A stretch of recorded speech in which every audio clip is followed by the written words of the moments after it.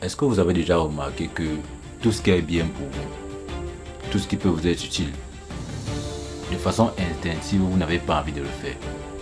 Si on parle par exemple de faire du sport, de façon instinctive, vous n'en avez pas envie. Vous devez vous forcer pour le faire. Si on parle par exemple de prendre vos remèdes quand vous êtes malade, de façon instinctive, vous n'en avez pas envie.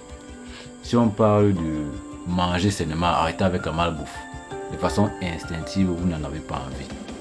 Pourquoi donc est-ce comme ça? Pourquoi toutes les choses qui peuvent vous faire du bien, toutes les choses qui sont bien pour vous, de façon instinctive et presque naturelle même, votre être tout entier est contre ça?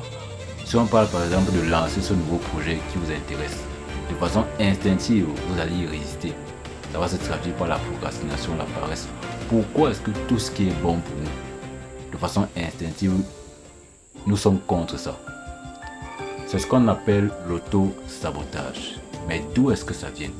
Et comment on peut y remédier? Parce que c'est quelque chose de très dangereux sur le long terme. D'où est-ce que ça vient?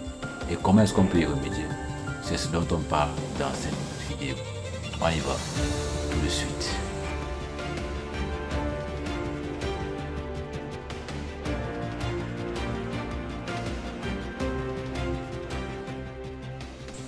De façon claire et directe, l'auto-sabotage vient du fait qu'on ne s'aime pas assez.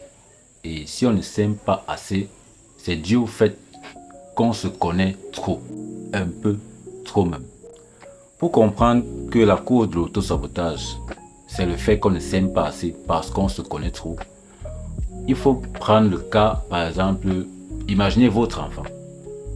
Imaginez votre enfant, vous le voyez de façon objective et vous savez ce qui est bien pour lui. Vous savez qu'il doit étudier ses leçons, vous savez qu'il doit prendre ses repas, prendre ses médicaments s'il est malade, vous savez qu'il doit faire du sport s'il veut rester en bonne santé. Et en fait, tout ce que vous savez qui est bon pour votre enfant, parce que vous l'aimez, plus que vous-même, certainement. Tout ce que vous savez qui est bon pour votre enfant, vous allez tout faire pour qu'il le fasse. Par contre, lorsqu'il s'agit de vous-même, tout ce que vous savez être bien pour vous, vous y êtes instinctivement, vous êtes contre ça, vous résistez. Pourquoi? Eh bien, c'est dû au fait que, en tant que étant nous-mêmes la personne avec laquelle nous passons le plus de temps, nous sommes la personne que nous connaissons le plus au monde. Et de ce fait-là, nous connaissons nos pires défauts, nous connaissons nos pires facettes, nous connaissons nos pires aspects.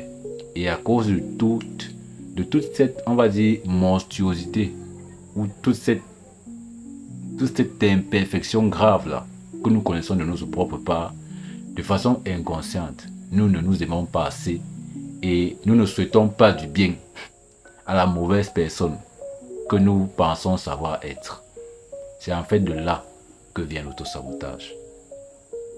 C'est-à-dire que, comme on se connaît tellement, on connaît tous nos défauts, on connaît tous nos vices, de façon inconsciente, ce n'est pas conscient, de façon inconsciente, ouais, un peu, parce que dans le cerveau humain, il y a une partie, un vieil organe, en fait, dans le cerveau humain, j'ai oublié le nom, qui étudie, qui observe tout ce qui se passe, qui étudie tout ce que vous faites, et qui, à base de ça, sort, on va dire, comme une sorte de note ou de jugement, dit bon ou pas bon, ouais, un peu. Donc c'est cette partie-là dans notre cerveau qui, après avoir observé absolument tout, et comme aucun être humain n'est parfait, ouais, un peu, généralement le verdict qui sort de là est toujours mauvais.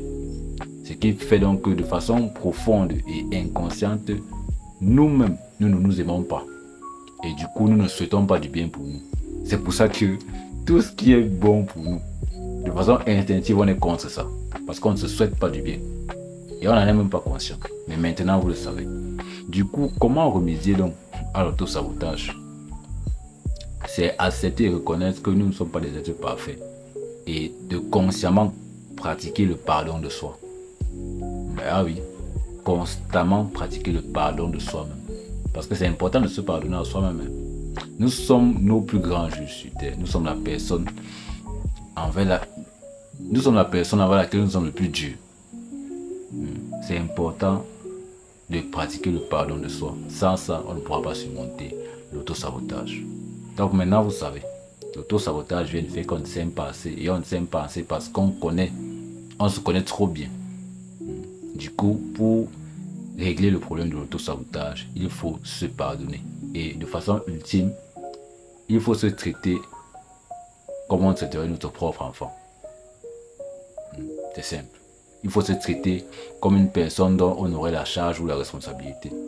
Il faut se traiter comme la personne qu'on aime le plus au monde. C'est ça qu'il faut faire pour régler le problème de l'auto-sabotage. Donc, j'espère que vous avez appris quelque chose de nouveau dans cette vidéo. J'espère que vous l'avez apprécié. Laissez un like pour faire grandir la chaîne. Dites en commentaire ce que vous avez pensé de cette vidéo et abonnez-vous si vous aimez régulièrement avoir ce genre de discussion pour apprendre de nouvelles choses. C'est tout ce que j'avais à vous dire en ce jour et je vous dis donc au revoir et rendez-vous à la prochaine vidéo. Au revoir.